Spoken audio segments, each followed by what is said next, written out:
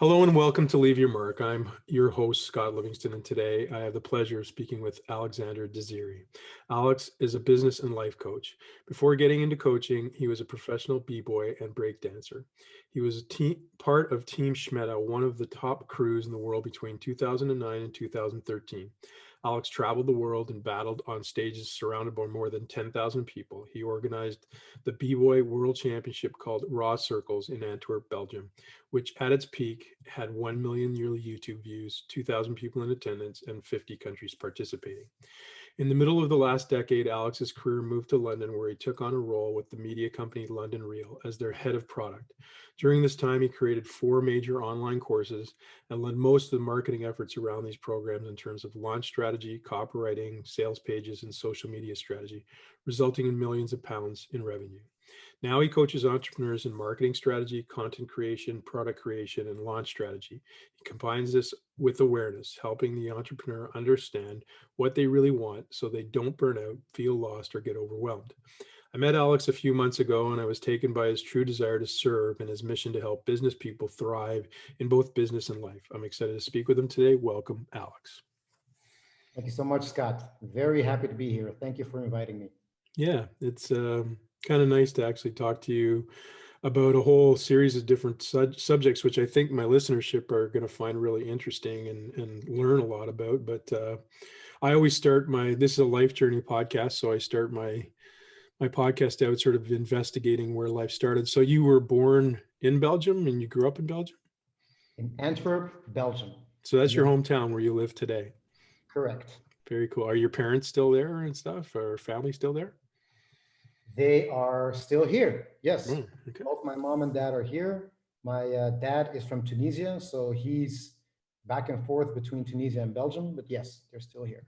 Oh, so your father's from Tunisia. Okay. Where's your mom from? From Belgium? She's from Belgium. She's from Okay. Belgium. Cool.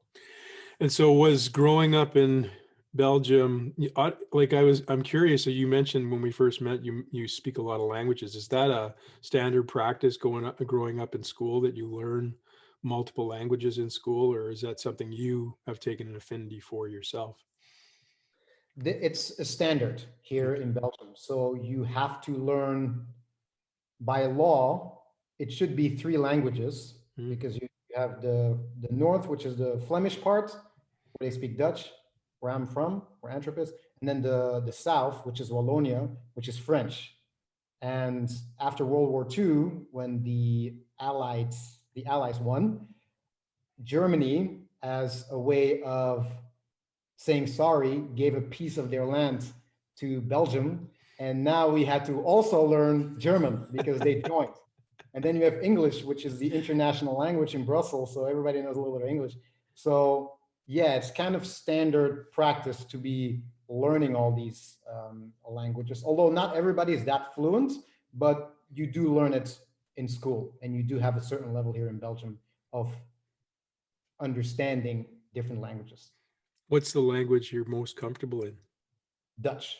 Dutch.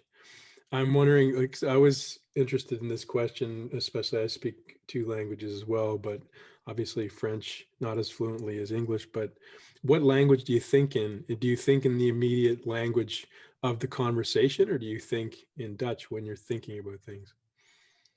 Well, that's great. So I actually think about that piece a lot because since I moved to London and I speak English all the time, I think in English. Hmm. Especially when I think about business or writing content, I think in English.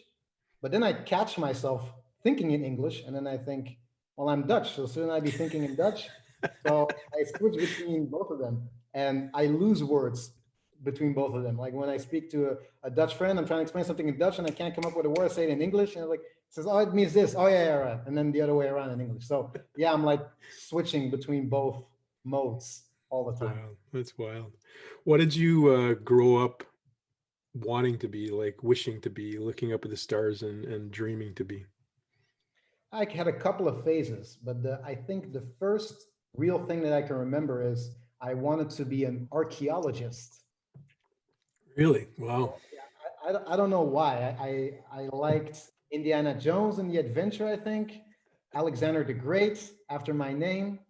So I kind of had a phase of being an archaeologist, of wanting that. And then that actually died out pretty young. But I think something that has always kind of been in the back of my mind is acting. So I Mm. always wanted to be an actor, and I thought everybody wanted to be a famous actor, but apparently it's not. So actually, I had a long dream of wanting to be an actor. So how do you get into breakdancing? How did I get into breakdancing? Around my 14 years old, I think I was doing a lot of stuff. I was just trying all kinds of stuff that just to test. And I remember watching a video clip of somebody doing a windmill, which for people who don't know what that is you're kind of spinning your legs around and you're also spinning on your back a little bit in this kind of 360 motion. And I remember just watching these extreme moves happening. And I thought, I want to do this. How can I do this? Where do I need to learn this? How do I do this? So for 1 year, I searched for a break dancer. I couldn't find it. It took me 1 year. And I remember following a workshop with my man Lefty. That was his b-boy name. And from the first day I did that workshop, I asked him, where do you guys train? I never stopped since. I trained 2, 3, 4 days a week, and I've never really stopped training ever since that workshop. So you still do it now? I still do it now as a way of expressing myself. So for a Mm. long time, it has been a way of wanting to compete and achieve, and my identity was wrapped up in the recognition. Mm. But right now, I came back to or at least I'm attempting to come back to the fun aspect. Mm. As it is now, as we're doing this interview, it's lockdown, and I find myself, whether I want to or not, putting on music and dancing randomly when I haven't danced for a long time, to Michael Jackson, to whatever, like my girlfriend was in the bed yesterday, I think, and I put on this Michael Jackson song, You Rock My World. You rock my world, you did. And for the full 5 minutes, I did a performance for her. I jumped on the bed in front of her. She was mesmerized. So I think dancing is just in my blood. I need to express myself. That's awesome. What did you fall in love with in it? The ability to express yourself, the adulation, the physicality of it. What was it that you fell in love with? Yeah, a lot of things. I loved the raw music. I loved the fact that you have to be original. So if you're a b-boy or breakdancer, your own style, your own moves is very important to have your own moves, or else people tell you you're quote unquote whack or you're a biter because you copy people. What I also really loved was I love the realness of the dance in the sense that you can't fake being a good dancer. The way you communicate in dancing is you go to an event, you create a circle, either before or after the competition, and you dance. One guy comes in, he dances, then the other one guy comes in, he responds, he dances. That's what we call a cipher or a circle. And you can instantly see whether somebody has skills or not. If you can't dance, you can't fake being a dancer, which unfortunately, for instance, in the modern world, when we do business or marketing or other types of things, it's very easy to create a facade. Oh, I'm going to help you do this. I'm going to do that. I'm going to do this. But with dancing, you can talk a big game, but in the words of a friend of mine, Munir, who was like the world championship of Red Bull BC1, he would say, montre, show me, as in, show me what you got. Yeah, If yeah. you can't show it, get out of here. You lose your respect. And I think I just love that realness, as in nobody's going to judge me for where I come from or how I look like or what I have. They're going to judge me based on the work and effort I've put in. And I think from where I came from, because I come from Belgium, which is a rich country. So anybody who grows up in Belgium has nothing to complain about. But I think in the social status kind of hierarchy, I was at the bottom. I lived in a quote unquote project or whatever you want to call it, in a poor home, and I had, you could say, a tough upbringing, those kind of things. So I think dancing was for me, it was an underground culture where I could really express myself and where I would either get recognition or not based on my actions and work and Hmm. nothing else. And Hmm. I think that was something that I saw that I could really become somebody in because of all the pain I had to endure that was put onto me from my environment, all the baggage and conditioning and luggage I had to carry. I think dancing was a real outlet for me Hmm. to just be real with myself and my environment. Just out of curiosity, because a lot of the listenership that listens to my podcast is in the human performance industry, and the physicality of breakdancing is truly impressive. There's a lot of stuff that you guys do that's just really off the hook, and there's always this kind of energy in the human performance world that you gotta go lift weights and to be able to perform. And I'm just curious, what percentage of break dancers actually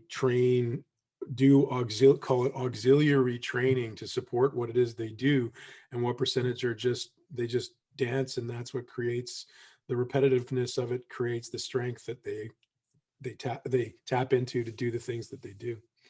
Okay. And I'm guessing conscious training, as in I'm going to train Yeah, gonna go to the consciously. gym, lift weights, do things that you're doing versus just doing what you do. So when I started, which was when I was 15 years old, which is about 16, 17 years ago now. If you would say from 0 to 100%, I would say 0% of people were doing auxiliary training. It was just we would always make a joke. We would go to a competition, almost literally compete, almost break ourselves literally, then win the prize money, 100 euros each, and then we would go use that to go to the chiropractor and fix ourselves. That's how we would think about it. So nobody was really doing that, because it was very much an underground culture, and they were mostly street guys, Mhm. outcasts, guys that came from a poor upbringing. Although everybody thought it was cool, usually you weren't in breaking if everything was going great in your life for some reason. I mean, people who were really attracted to it usually have something to prove. So it was usually street guys with no education. I would say today it is accelerating. I think if you want to compete in the top 1%, you will rarely find somebody who is not doing auxiliary training, although it's very new and kind of untapped. I think most of us are looking at other disciplines to learn and see what they're doing. So for instance, me, I remember when, even now, where I would search would be MMA, for instance, because you have a lot of high level people there. And you could say fighting is a little bit like dancing, as in you need a great foundation with your body, and then you need to be very creative with all kinds of movements with your body. So we go look there, but I don't think there's a lot of knowledge and proven research around how auxiliary training can improve Mm. your dancing, which is a big gap and a great opportunity for the future. Mhm. Really cool.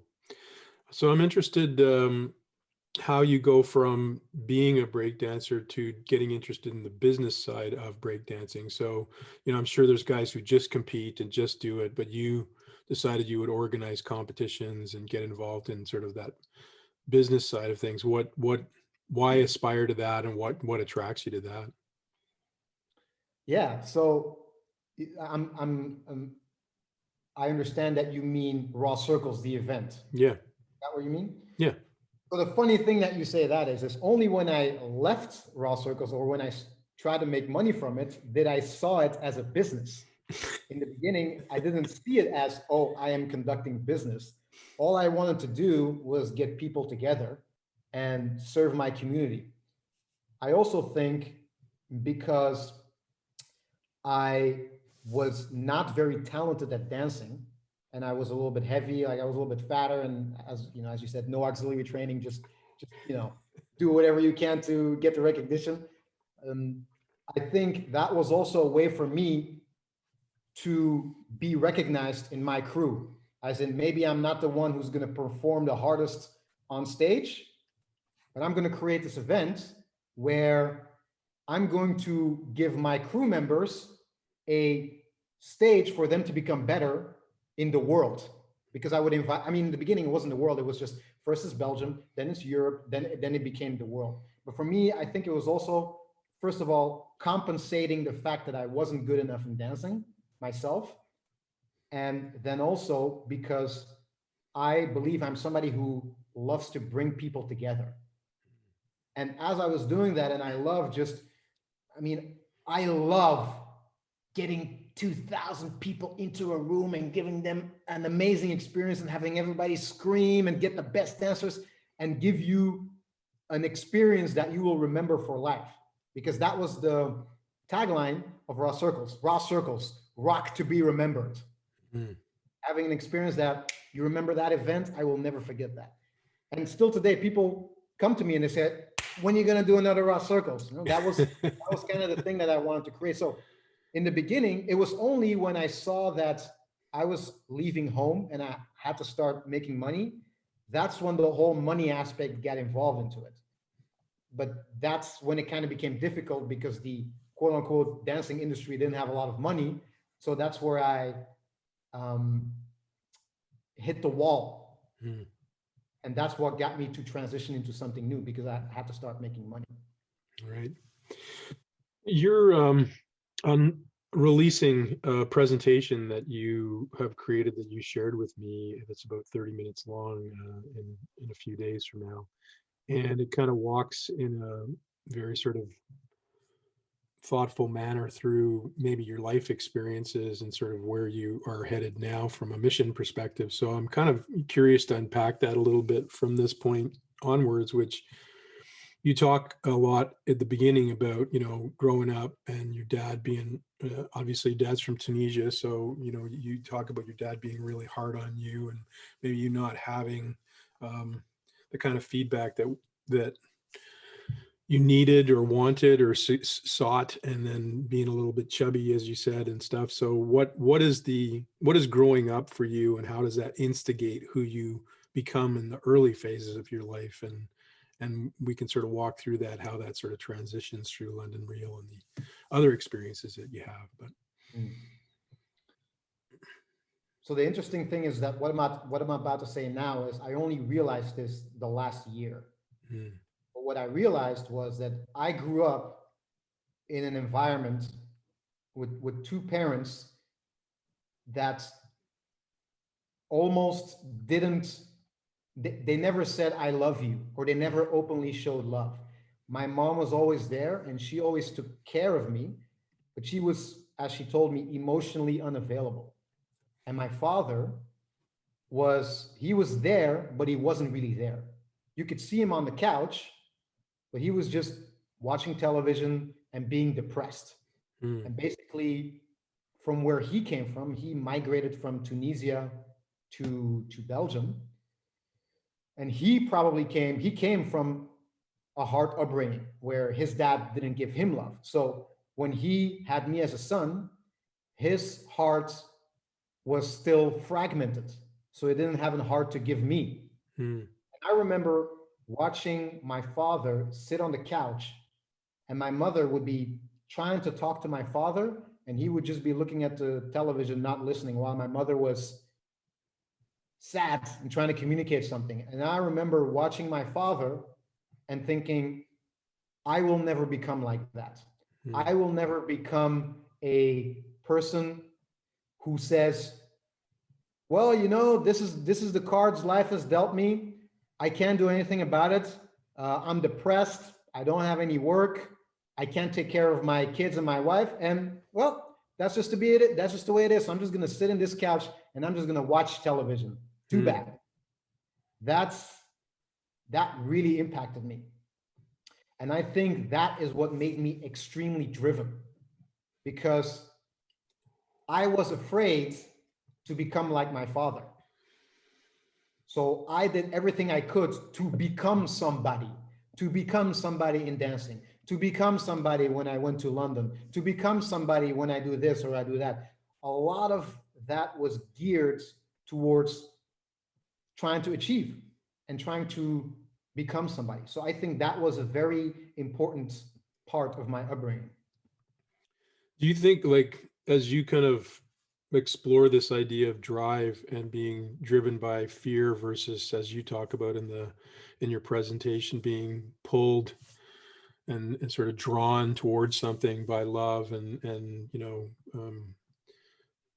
in a sense better emotional context. What do you think this is a common thematic for a lot of people, that we're driven by the wrong factors in some sense and need to discover that in our sort of life journey? Is that sort of why you're exploring this mission at this point?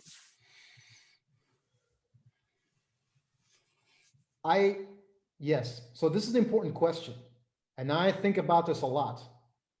So what I've recently been thinking about is, have you ever met anybody who had a great upbringing and great parents, and he was loved, and he became a super successful achiever?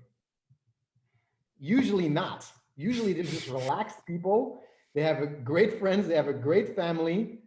Yeah, they are successful, but they're not super successful. And then I'm an achiever, you're an achiever, and I'm assuming most people who are listening here are achievers. We look at those people like they're crazy, like you're not doing anything with your life.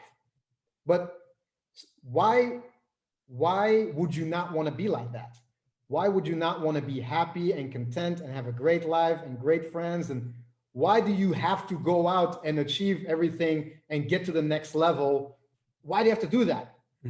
So what I explore is, we tell ourselves, it's to get more juice out of life. It's to get opportunities. It's to make life interesting. It's to be more, to achieve more, to do more. And to a certain extent, that's definitely true. But I think for a lot of us, we push too hard to a level where we lie to ourselves, and we think we are driven. Like me as myself, I'm driven. But what I realized is, people who are extremely driven,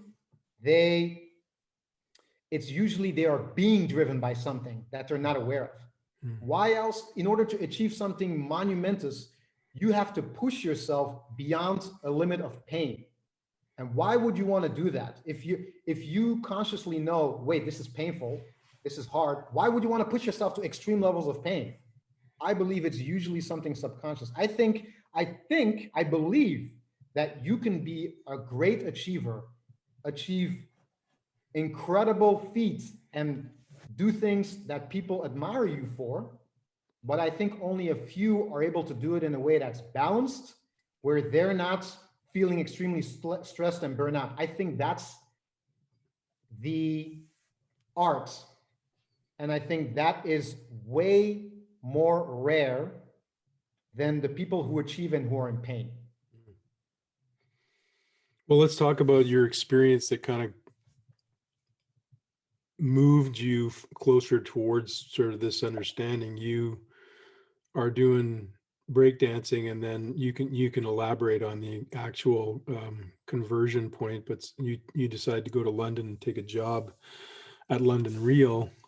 And as I recall, you can tell the story, I think it was the London Real's owner, Brian Rose, wanted to break dance, and so you convinced him you could teach him break dance, and so he hired you, and you came to London and somehow started working with him. So maybe elaborate on the story, and then explore where you kind of went overboard with your drive and learned some things about yourself. Yeah, so my dancing career has kind of come to, I would say, I said, okay, I want to do something else, so I got to make money. And I started this social media business, this social media agency, based on everything I've learned from doing my event raw circles. And it's kind of going up and down, but it's not really bringing in money. I'm really working very hard. It's not very fulfilling. And I'm following a couple of podcasts, a couple of channels. One of them is London Real. London Real is, for those who don't know, it's one of the biggest interview podcasts in the world. You can Google it. You can look it up. More than 100 million audio downloads, more than 2 million subscribers. And I saw that the interviewer, Brian Rose, after doing an interview with Ido Portal, the movement guy who trained or has had an impact on Conor McGregor, his training, the MMA fighter, I saw that he started breakdancing. Now, I saw that he didn't really have a good teacher. You can see that it was kind of weird movements that he was doing. So I thought, I'm just going to reach out. And what I did is I sent him an email and I said, hey, I'm such and such. I'm this guy. I wrote this super long email explaining who I was. And I basically said, I'll come to London, from Belgium to London. I'll pay my own ticket and I'll teach you for free.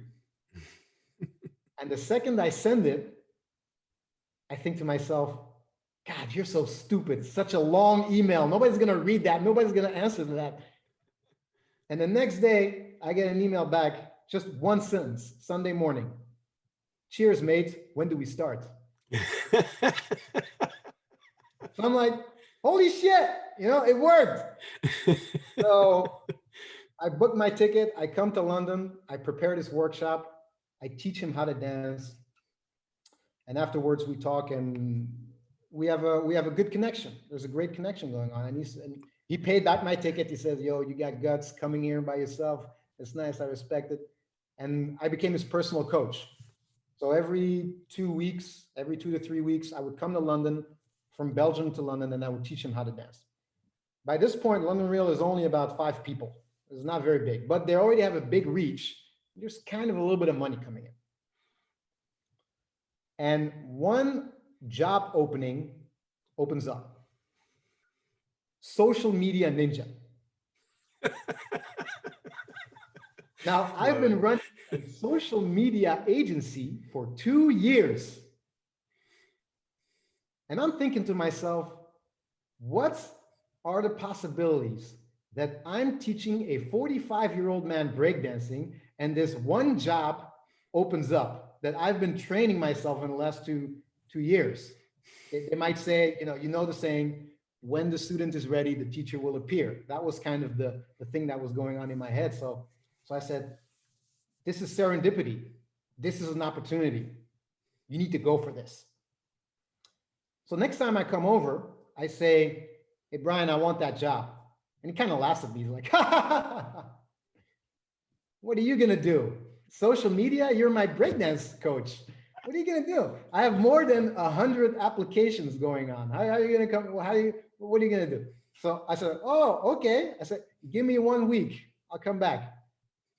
So I go back home, and for 1 week, I'm preparing a presentation.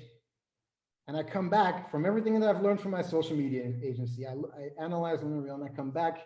I teach him. We sit down on the table. We sit at the table, and I go into my briefcase and I pull out the 7-page offer and I smack it on the table. I said, "This is what I'm going to do for you. 1, 2, 3, 4. This. You're not good enough over here. You're doing this, but you can do better here. Maybe we should work on this. Have you considered this? Maybe you should do this. Blah blah blah blah blah." And he's like looking at me with his eyes, and he's like, "Okay, you're hired." So within a week, I moved from Belgium to London in 1 week time. I give up everything. I say, this is an opportunity. I got to go for this. And it was a difficult decision for me because I always wanted to be my own boss. I always wanted to be on my own. And I came from an environment where I was on a stage, where I had certain recognition, where I was the man in my community, where I knew a lot of dancers. And now I basically chose to go work for somebody behind the scenes, which was a weird kind of decision for me. But something told me this is serendipity, and it's like the universe is talking to you. That's what I believe. You can slice it any way you want, but that's what I believe. So I went to London, and I came in contact with all these big names, guys that I always looked up to, that I never knew that I would ever meet. Run DMC, Fatboy Slim, Ido Portal, Jordan Peterson. A guy I liked was Eben Pagan. Who else was there? Chris Eubank. All these big names.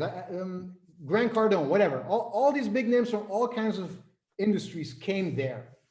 And I was on a team that was determined and driven. We were a startup, but we were very versatile. And everybody who was there believed in the mission that we were doing something to make the world a better place, to create these conversations that people were really getting impacted by.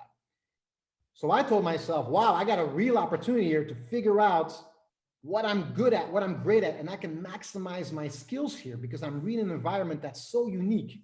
So what I did is I gave myself up to the company and I worked myself silly, 12-hour days, for 2 years on end, maybe longer.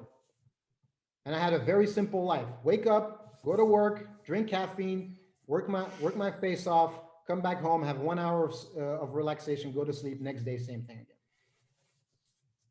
And as we were talking about the drive thing, I believe I was extremely driven. And there was this voice inside my head that was just going like, keep going, keep going, keep going. And another voice was like, I don't know, maybe I'm pushing myself too hard. But I thought like, no, just push, because this is unique and you gotta go. And basically, I worked myself into burnout, and I pushed myself to points where I became very fearful. I woke up every day with crunchy eyes, opening my eyes. I'm like, I don't know if I want to do it. It's just pushing myself. And basically, it wasn't something that was pulling me. It was I was pushing myself constantly, pushing. Get that cup of coffee, push, going through the motions like an empty, hollow shell, moving forward, work. Before you go further on that and elaborate, I just want to circle back for a second. So if you go back to the two stories you talked about with, when you reached out to him about breakdancing and then the social media, where does the confidence come from inside you that you can actually make that happen? And then number two, what do you think is burning inside of you at that moment that is pushing you to take those chances, in essence, to show him that you could do what you could do? What was going on in your brain? Why did you have to do that? And where did you get as some people would describe, the balls to think you could do it?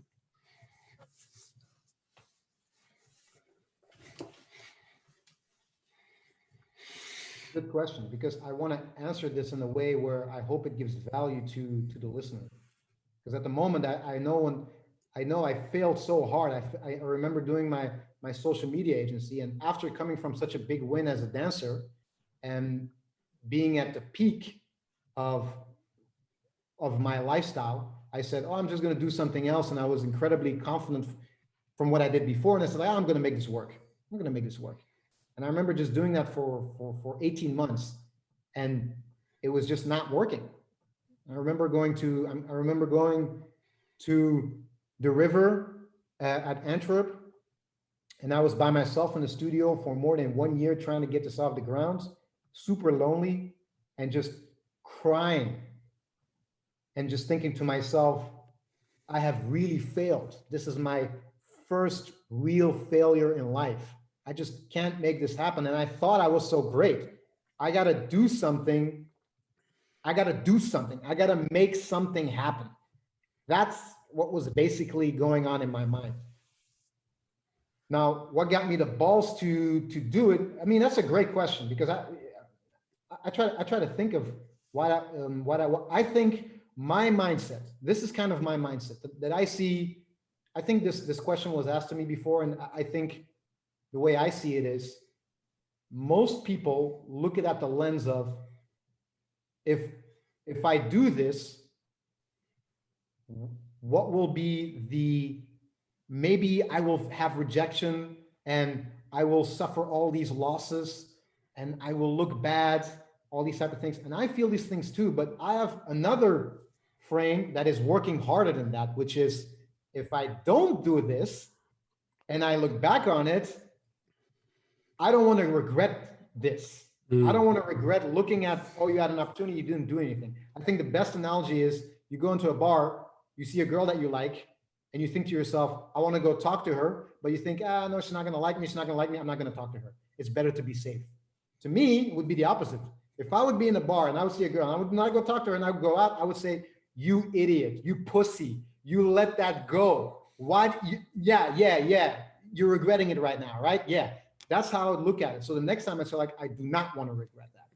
So that's kind of my frame of mind. I love the response. So here's what's interesting to me is there a difference between that? Like, now that you've gone through, and we're going to circle back on the change that you've gone through and stuff, do you still have that level of instigative fire in you, but from a different perspective? In other words, that's a strength. That's a true strength to be able to go and sort of say, no, I'm gonna go for that, and I'm gonna punch myself in the face if I didn't go for it. But there, in that drive perspective that you talk about, that, you know, is that still an attribute that you can touch tangibly in who you are today, but still have made some of the conversion and growth that you've gone through and realized the reason for it, etc. Do you understand where I'm coming from? Like, Yes, yeah. definitely. Yes, Okay. the difference is, as I'll go through my story a little bit later and come to how I came to the solution or the insights, as we want to call it. The difference now is, first of all, before I would say yes to every opportunity. Mm. So if I see anything that I think is an opportunity, reaching out to London Real, you know, because London Real is the quote unquote success story of my life, but I did a lot of dumb stuff before. Yeah? Mm. So I tried a speed dating kind of business. I had a supplement, my own supplement for dancers. I started a how to study faster audiobook kind of thing. I did a lot of weird stuff. And every time I would see an opportunity, I would just say, yes, do it. Don't regret it. And that's a strength, but it can also limit you, because obviously if you're spreading yourself thin around all the things, you don't know what the right opportunity is to put your time in, because there are so many opportunities in the world. You can do so many things now. I mean, I'm sitting here today, I can create content, I can write a book, I can start a business, I can go on TikTok, I can go on LinkedIn, I can go on Facebook, I can do all kinds, I can be a coach, I can do so many things, but what's the right thing? Mm. I think I make the distinction there. So first of all, I make a better distinction between what should I be aiming for? And then secondly, and I think this is an important one too, is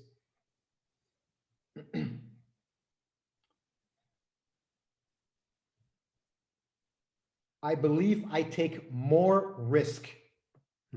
I believe I take more risk, and I'm going to explain to you why. I'm going to tell you my story now, because I think you want me to go further on where the story is going to at London Real. And then once I tell the story, I'm going to show you and say, like, look, this is where I took more risk, which I wouldn't do before. Yep. When I was at London Real, I basically worked myself silly to a point where I started getting suicidal thoughts. That was the low point of my life. I remember working at London Real. I was there for 2 years or 2.5 years, and I started profiling myself as a speaker. I said, like, oh, it's time for me. I'm creating success here at London Real. I mean, I'd like to believe I was a key team member in the growth of London Real. And I started building my ego up in such a way that I said, I'm going to be the speaker. I got all these crazy guys at London Real. Well, I can do this. I come in contact with them every single day. I'll do it myself. So I start profiling myself as a speaker. And I remember going to a conference and giving a speech on how to be successful in business. And afterwards, somebody walking up to me and asking me a question. And while that's happening, my mind wanders off and I see an image suddenly of me hanging from my neck. A suicidal thought from a rope. And I was shocked at that point, because I would think, why would I think this? Probably could tell by the first part of this interview that I'm a quite upbeat, happy kind of guy. Yeah, let's get these things happening. I would never think that something like that would happen to me. I thought that happened to these sensitive, self-loathing artists, but it would never happen to me. But it did happen to me. And I quit. I didn't know what to do at the time, so I quit my job. And we can go in a second. We can go into the story maybe on how I resolved that. But why I mentioned this is, after I had this happen and I did a lot of work on getting out of there, and I became aware of this drive, and I became aware of how to deal with this. And I saw myself crawling out of that rock bottom pit and really getting to a new level, a better level, a more aware version of myself. Then I decided, oh, let me create a speech around this. Let me take my deepest pain, learn from it, and give a message about the speech and then present it to people, because I believe that's the most meaningful thing that I could do with my life. That's my contribution. 3 years ago, that version of Alexander would have never done that, because that would seem too risky, I believe, because I would go so deep into something that most people wouldn't even dare touching to talk about something like that. But I think because I did this work, I can now use this strength that you're talking about, going out there and making stuff happen. I think I'm using it with the right opportunities. So I'm not just doing, so when I left London Real and then I built my coaching business and I was at a comfortable level, I said like, all right, what am I going to do now with my time? I got a lot of things that I can do. Start a business, because I understand business now a little bit. I can do a podcast. I can do this. I can do this.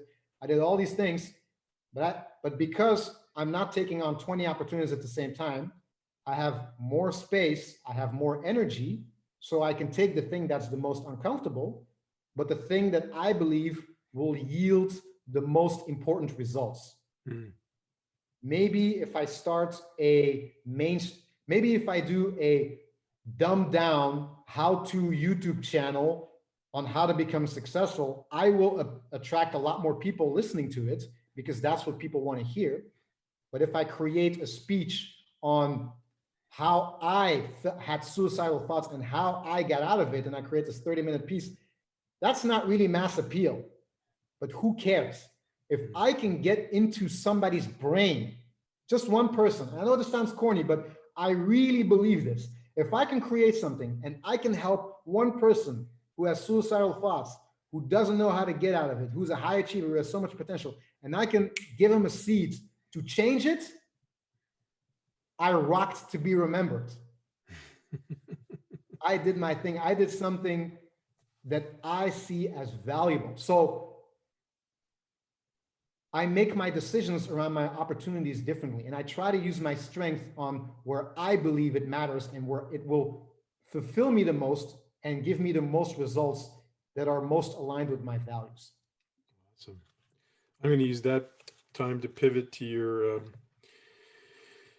your purpose. So I have this book called The Day You Were Born that was written by a woman named Linda Joyce that I always read to people when I have them as guests. It's a combination of astrology and numerology. You were born May 25th, correct? Correct. So you are a Gemini 7. So your purpose is to bring your dream into the moment and recognize your power to create and transform your life and those of others. Spirituality is a kind of virgin wisdom, a knowing that comes prior to experience. Marilyn Ferguson. Gemini 5s are psychic. Mercury, Neptune persons are high on imagination, but they pay a price. The names of things and places elude them like invisible ink. When thoughts dissolve, the Gemini 7 has been transported either to the angels or to the snake pit. No middle ground here. As with all Neptune combinations, spirit and faith are paramount. This combination moves quickly. In a blink of an eye, their ideas have changed and have their circumstances and awareness. Exterior security does not exist. That's why their instincts are so important. Gemini 7s must choose between dreaming about life or living it, not an easy task for this combination. The stars seem to pull them into their embrace and hold them high above the pettiness of life. However, from that height, they have perspective, not experience. And experience is what being a Gemini is all about. The danger of pursuing dreams is that the dream becomes reality, and then Gemini 7s are left with the need to create something new to pine for. If they have taken on the perfectionist side of this combination, they might find that they want it all or nothing. Some succeed, but most are left with nothing. Life is a mixed bag, so use your Gemini daring and try a bit of everything. It can only make you a better person. Interesting. Beautiful. I can hear a lot of you in that for sure.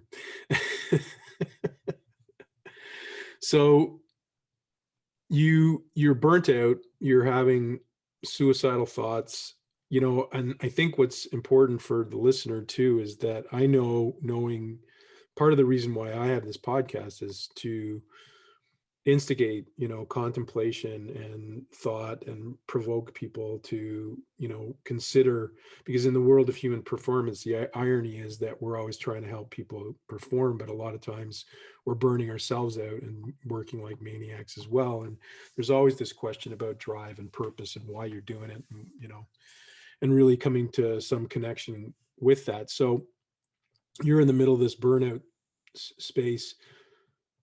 What sort of slaps you in the face? What change of direction do you take, and why do you get inspired by helping others at that point?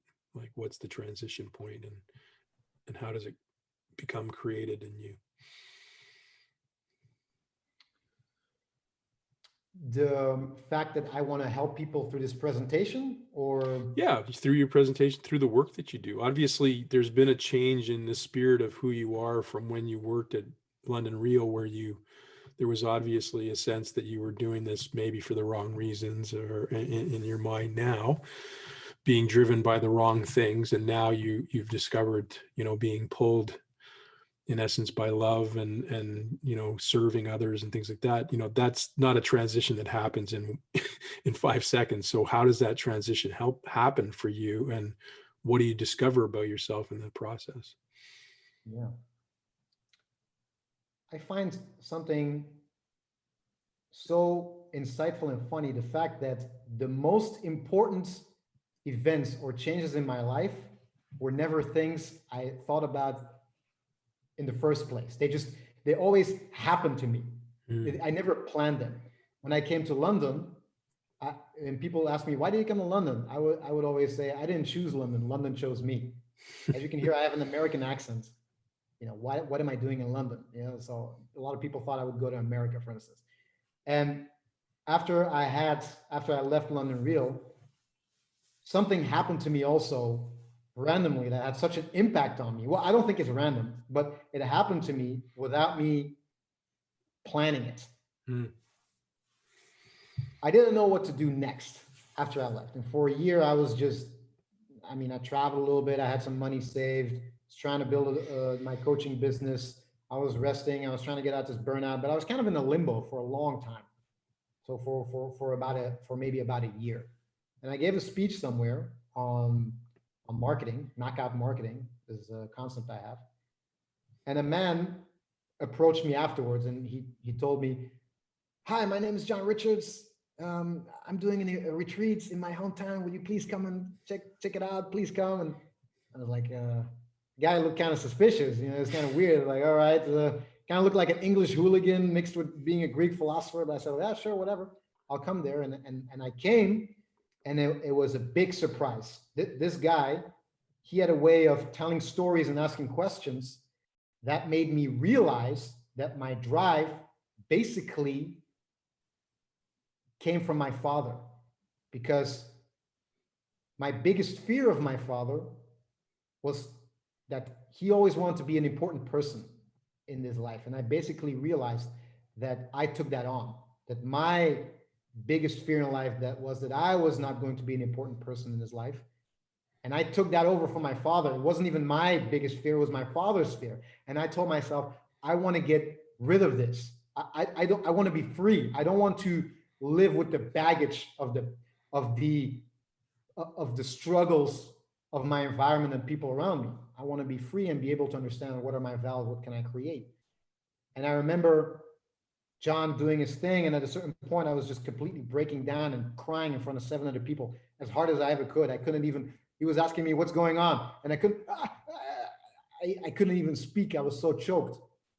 And I remember he gave me a 5-minute speech that was so impactful. And he told me afterwards, I only told this to you. Like, I never said this to anybody anywhere, but I felt that I was guided in telling this. And he told me basically, when we are driven, we believe that it's a good thing. But if you look at the word drive, it's associated with an emotion, usually.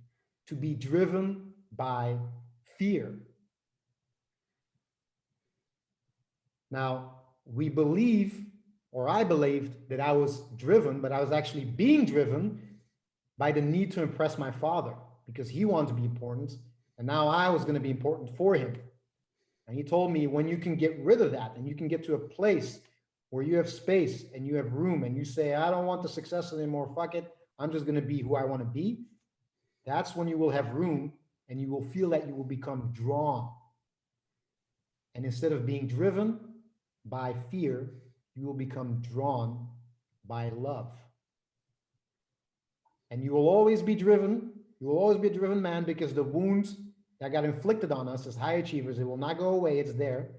But instead of this drive controlling you, you will be able to use it and aim it onto something you love and create a life that pulls you rather than something you're trying to push. In order to get there, I had to slay my father in my mind. And I went on a 10-month process of doing inner work and truly looking at my father, the way that he was, because I suppressed the fact that I wasn't loved. I thought I had a great childhood, but I started realizing, wait a second. When I started looking at my father, because he told me, you need to look at your father because that's where the root is. And when I started examining it, I realized I did not have one loving memory of my father. Not one. He didn't teach me how to shave. He never brought me to school. He never said great dancing. He never, nothing, zero. He was there, but he was never there. And it's these types of things that I realized that I had a lot of suppressed pain I had to deal with. And once I got through that pain, I saw the benefits of it. I saw how I became more creative, how I became more free, how I started loving my girlfriend more, how I became a man, how I wasn't into hero worship anymore, how all the guys I looked up to, whatever, you do you, I'll do me. Because back before thousands of years ago, when you were in a tribe, when the boy becomes a man through a ritual, where the whole community and the father makes the boy into a man, usually through a ritual of pain. And he said, and the father says, look, boy, you're my son, I will always love you, but it's done. You're not a boy anymore, you're a man. And you need to stop looking up to me and others, because now you're the man. You have to take care, you have to contribute. And we don't have that in our society anymore. We just get sent off. And what I believe is, because we've never had this ritual of being from a boy into a man, we're constantly chasing that approval of our father or a mother, or at least for me. And indirectly, that's why we're looking up to all these personal brands, because we're thinking, oh, I want to please, I want to be like them, because we've never taken care of that part of us that realizes, wait a second, I'm not a boy anymore, I'm a man. What they do is great, but they're not my hero. They're my ally. They are going to help me become a man the way that I want to be. It's not that I'm going to try to be like them so I can please them indirectly. So having these insights and understanding this, and I felt so amazingly blessed that I had somebody like John Richards come into my life and show me all these things that I've never heard of. Don't forget, I worked at London Real. I heard the biggest names from all industries come and talk about all kinds of stuff. And I've never heard a guy like John Richards, what he talks about, this guy who's just underground. Not a lot of people know him. He's always by himself. And he's talking about these things that are just impacting me more than anything I've ever heard at London Real. And I thought, wow, I am blessed. How many people get the chance to meet somebody like that and to have a mentor help them through the struggle and become a man? Or even, it's the same for a woman. You don't have to be a man necessarily. You can also be from the girl that becomes a woman. It's the same.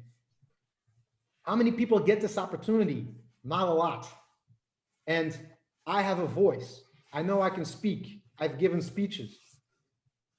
So I thought to myself, if there's the thing that I believe that is going to be the most impactful thing that I can do on this planet, is to bring this message forward, because not everybody has a John Richards. And John Richards, he's chill. He sits he's doing paddle boarding. He doesn't want people to see him and talk to him. He does it only with a few people. I, on the other hand, I don't mind a big stage, but it's important to keep a balance between achieving and being true to yourself and having a balance. And maybe all the skills that I've learned at London Real, all the marketing, all the product creation, all those things, they are just preparation for me to take a humble message. That's something like John Richards is talking about, to have a real message like that and to go out and spread it in the world. That's how I'm thinking about it. So I want to be the voice, or I want to at least attempt to be a voice for people who don't have the blessing and the opportunity to meet a mentor like John Richards that I had. Mm. So John Richards, I didn't explain it, but he's my mentor who sure. Helped me. Well, it's an interesting irony actually listening to you walk through that, and I'm curious what your viewpoint on this is after everything that you've watched. Is to some degree the people who have a voice that are actually listened to are often driven by these things that are pushing them, and they for sometimes the wrong reasons are out there espousing belief systems, etc. And the people who aren't necessarily good at that, because that's not what's been driven in them, but they really have something to contribute, can't get their message out there. That's an interesting dichotomy that I find is almost sad, Scott, to a degree. Let's go into this, Scott. I'm getting chills everywhere because I am so passionate about this, and hopefully I can give an insight here that is uniquely to my situation when I was at London Real. I had the chance to come in contact with a lot of personal brands or people that are big, and I saw how a lot of them behind the scenes, how they were. And they're like people. Some of them are normal, they're nothing special. Some of them are, not that great people behind the scenes. And some of them are better than expected when you meet them in real life. I'm just going to give a shout out to Ido Portal and Eben Pagan, because those guys were really two guys that just completely blew me away. And what I understood was, what I think, this is my personal opinion, if you want to get to a stage to get invited to a top podcast like London Real, when you get to a podcast like London Real, you're usually one of the best in your industry. So you have to do certain things to get to that level. And what I believe is, you need to have two things. First of all, you need to figure out, you need to know what your talent is. And then second of all, you need to put in hard work. So those are two very simple things. But what I think, what makes somebody go from the top 1% to the 0.1 top percent is the only difference that I was able to see, that I truly believe, is that the people at the very top push through more pain than the people that are below that. It's the only thing. To me, that's what I saw, that I could see. They just pushed through more pain. And they got to such a level that they're usually people that are out of balance, that had to sacrifice other aspects of their life to get to that place. They had to sacrifice relationships, sacrifice family, sacrifice their friends, sacrifice their hobbies to get to that level. And what do? We put it on a pedestal. These people that are almost handicapped in other areas of their life. And now, this is the fun point that I want to talk to you with, that I'm so passionate about. As you might know, most of the Western world is becoming atheist. Yeah, so we're kind of dropping religion because we don't believe in the stories that are being told in these religions, because we take them literally. And obviously, there were the stories from that time. So that was good in that context. I'm talking about when you're in the Greek gods during the Greeks, the Roman gods during the Romans, the Bible, etc. And I'm not saying the Bible and the Quran and all those things don't have any benefits right now. They still have they're a great help and support. But in the Western world, most people are atheists. So what happens? Religion has a lot of stories that we believe that a lot of the Western world do not want to believe in, but they also have a lot of spiritual practices that by rejecting religion, we also reject these spiritual practices that are actually beneficial to us. And what happens, we get to a place where we feel empty, where we maybe feel, what is this all worth for? What am I doing? I'm pushing, but I'm not feeling it. I'm not feeling fulfilled. I'm feeling empty. So what do? We go and listen to the personal brands. We listen to a Joe Rogan. We listen to a Tim Ferriss. We listen to a London Real. And all these are great channels to listen to and have great advice. And you have to understand the context here. I'm not saying that this is good or bad or whatever, but what you have to understand is that to get to a level like that, where you have such a reach, you are one of these people that has to sacrifice everything in order to get that level. So now you're taking advice from people that, again, they have a great mission, they have great intention, but it might be you're taking advice from somebody who's on a high level and is pushing only for that reach usually. I mean, not completely. I do have to be a little bit honest here. These are all great people, but that's what we gear towards now. And I believe that, well, in a lot of instances that there was a cost, and many times when they have reached that pinnacle, they're having these self-realization moments of what was it all for, and recognizing that they're still not necessarily fulfilled. Like I listened to an interesting podcast the other day between Rich Roll, who's one of the more famous podcasters out there, and Blake Mycoskie, who started the Tom's Shoe phenomena. And Blake's done a lot of stuff in his 40 years, and he talks about a moment when he talked to Ted Turner, who built CNN, and Ted told him this story about how life is about climbing a ladder and always looking up, that there's this bag at the top of the ladder, and you're always wondering what's in the bag. And when you finally climb to the top of the ladder, you realize that the bag is empty. And it's kind of, to your point, there's this massive amount of sacrifice, but I think a lot of these people come to that realization that that's not what it was all about.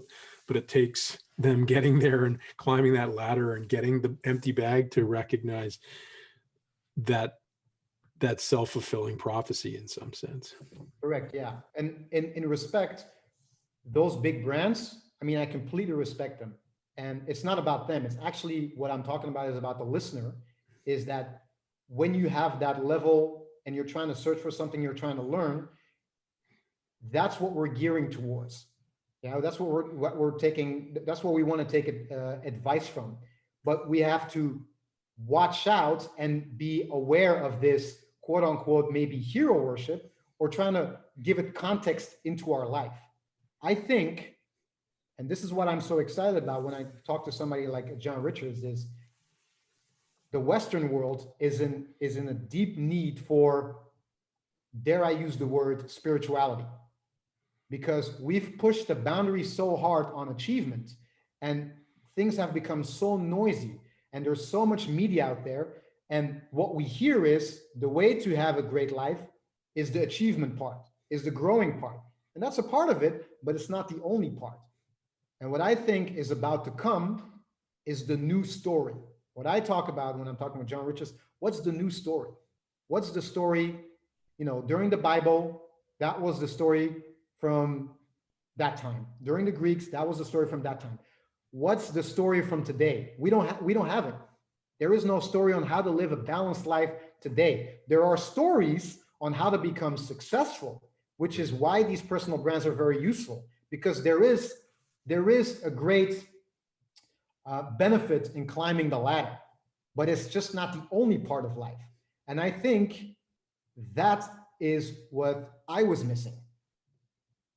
And now that I'm talking to you, that's probably the story that I want to promote. What are the stories? How can we be driven? Or not how we can be driven, I mean, how can we be drawn? How can we create a juiceful life, a life with juice, without having to burn out? How can we find out what our gift is? And what I believe is people, they want to be driven because they want to create something meaningful. They want to be fruitful to a certain extent. That's what they really want. They want to create impact. How can you do that in a way that's meaningful? Fulfillment and drive, or fulfillment and being drawn. I think that's the message that I would like to see get out more.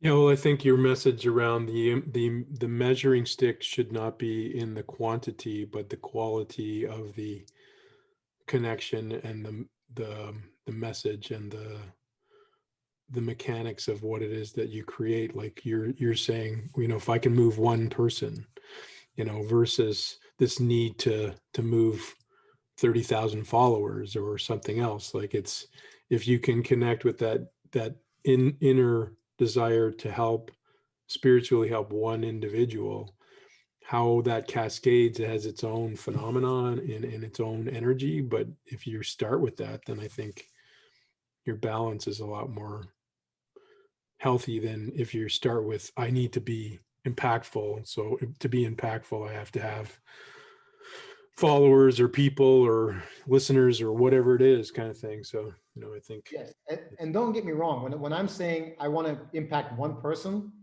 at least one person, I mean, I'm creating this presentation and I'm getting it out there because obviously I want to impact as many people as possible, but it's not reach that's my first driver.